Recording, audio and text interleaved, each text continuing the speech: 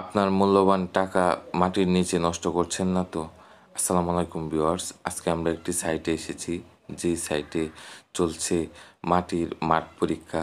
তো এই মাঠ পরীক্ষায় আমরা দেখতে পাচ্ছি প্রায় 3 ফুট পরিমাণ গভীরে রড ঢুকে যাচ্ছে, যেটি খুবই বাজে অবস্থা।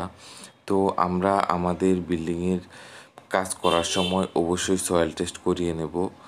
বর্তমানে ভূমিকম্প অবস্থা খুবই খারাপ। বাংলাদেশের প্রেক্ষাপটে প্রায় 8 থেকে 9 মাত্রার ভূমিকম্প হওয়ার সম্ভাবনা রয়েছে।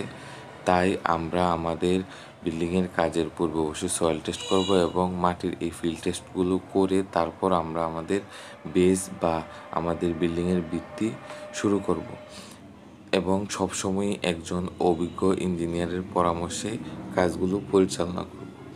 তো আয়াত বিল্ডিং ডিজাইন অ্যান্ড কনস্ট্রাকশনের পক্ষ থেকে যে কাজগুলো পরিচালিত হয় সেগুলো সবসময় মান নিয়ন্ত্রিত থাকে।